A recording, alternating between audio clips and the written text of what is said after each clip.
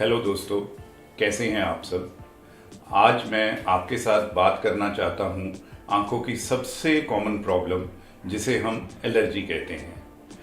Allergy की problem के बारे में इसलिए भी बात कर रहा हूं कि अब मौसम बदलने वाला है और जब मौसम बदलता है तो हमारे पास लगभग 60 से 70% पेशेंट एलर्जी के ही होते हैं। आंखों की एलर्जी के मुख्य कारण क्या हो सकते हैं, पहले मैं आप सबको ये बताना चाहूँगा। आंखों की एलर्जी हो सकती है हवा से, धूप से, डस्ट से, इन्वायरमेंट में पोल्यूशन इतना है उसकी वजह से, जो खेतों में लोग पराली को जलाते हैं उससे जो धुआं उठता है वो बहुत कॉमन वजह है एलर्जी की। इसके अलावा कई लोगों को कुछ खाने पीने की चीज़ों से भी एलर्जी होती है। अब एलर्जी सबसे कॉमन किन लोगों को हो सकती है? सबसे कॉमन उन लोगों में एलर्जी देखी गई है जिनमें एलर्जी उनके परिवार में है। तो ऐसे ही बहुत सारे पेरेंट्स हमारे पास बच्चे लेके आते हैं जो हमसे पूछते हैं, सर इनको ये क्यों हो गया।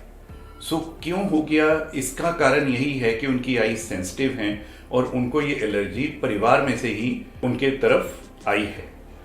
एलर्जी के कॉमन सिम्टम्स क्या हैं, पहले मैं ये बताना चाहूँगा। जो एलर्जी के कॉमन सिम्टम्स हैं वो हैं आंखों में जलन होना, खारिश होना, आंखों में रेडनेस आनी और आंखों से पानी निकलना। अब मैं ये बताना चाहूँगा कि हम एलर्जी को कैसे प्रिवेंट कर सकते हैं, या एलर्जी का जब हमें पता है कि कोई परमानेंट इलाज नहीं है तो हम एलर्जी को होने से कैसे रोक सकते हैं। उसके लिए सबसे पहले हमें चाहिए कि हम जब भी घर से बाहर निकलें आंखों पे काला चश्मा लगा हो। आंखों पे काला चश्मा लगने से हम आंखों को एक कवरिंग दे देते हैं जिससे आंखों में धूप से बचाव हो जाता है, हवा से बचाव हो जाता है, डस्ट से बचाव हो जाता है और हवा में जो पोल्यूशन है उससे बचाव हो जाता है। तो ये बहुत ज़रूरी है कि बच्चों के केस में भी हम बच्चों की सनग्लासेस भी आते हैं। बहुत महंगे सनग्लासेस लेने की ज़रूरत नहीं है, बट आंखों को एक कवरिंग देने की ज़रूरत है। तो जब भी घर से बाहर निकलें सनग्लासेस लगा के निकलें।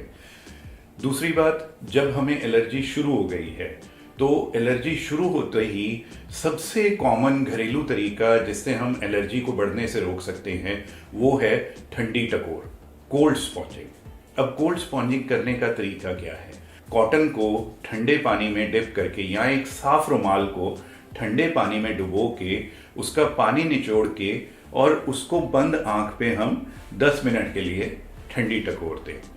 तो उसको हम एक पट्टी की तरह दोनों आंखों पे भी रख सकते हैं। ये हमें दिन में 2 से 3 बार करना चाहिए और 10-10 मिनट के लिए करना चाहिए।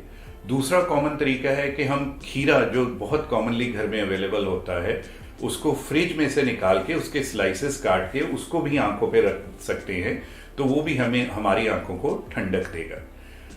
तो ये सबसे कॉमन तरीका है जिससे हमें इवन डॉक्टर के पास जाने की ज़रूरत नहीं पड़ती। एलर्जी होने के बाद जो सबसे ज़रूरी हिदायत हम पेशेंट को देते हैं वो है do not rub your eyes. आप अपनी आंखों को मले नहीं। ये सबसे ज़रूरी है बच्चों के केस में, और एलर्जी शुरू भी बच्चों में ही सबसे पहले होती है। जब हम आंखों को रब करते हैं तो हमारी आंखों का प्रेशर 100 गुना तक बढ़ जाता है। ये देखा गया है कि वो इवन 300 मिलीमीटर तक मरकरी तक पहुंच जाता है। अगर थोड़ा ज़्यादा देर के लिए मला जाए तो आंखों को बहुत तरह का नुकसान दे सकता है। जैसे जैसे हम कांस्टेंट रबिंग करते रहते हैं आंखों को, उससे आंखों में कुछ सालों बाद एक बीमारी हो सकती है जिसे हम केराटोकोनस कहते हैं। केराटोकोनस डेवलप होने का सबसे मुख्य कारण आंखों की रबिंग करना है। तो दोस्तों, ये बहुत ज़रूरी है कि जब भी आपको आंखों में खारिश हो आप आंखों को रब ना करें।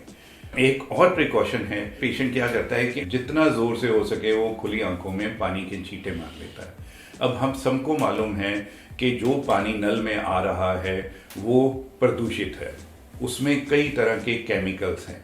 अब जब हम खुली आंखों पे पानी के छींटे मारेंगे तो वो केमिकल्स हमारे आंखों के नेचुरल टीयर से इंटरेक्ट करके उनको डिस्टर्ब करेंगे और हमारी आंखों में एलर्जी के साथ साथ ड्राई आइज भी हो सकती है। तो हम यही कहना चाहेंगे कि आप खुली आंखों में पानी के छींटे नहीं मारिए। आप जब भी आंखों को धोना चाहते हैं आंख बंद करके फेस वॉश कीजिए। तो इन सब चीज़ों को बचाने के लिए ये छोटे छोटे टिप्स हैं जो आपके बहुत काम आएंगे। इवन एलर्जी के पेशेंट्स रेगुलर मेडिसिन डालते रहते हैं, जो डॉक्टर उनको प्रिस्क्राइब करता है वो बिना डॉक्टर से पूछे उसको कई साल तक डालते रहते हैं। वो मेडिसिन भी आपकी आंख में कई तरह के साइड इफेक्ट पैदा कर सकती हैं। तो कृपया आप अपनी ट्रीटमेंट, सेल्फ ट्रीटमेंट मत कीजिए।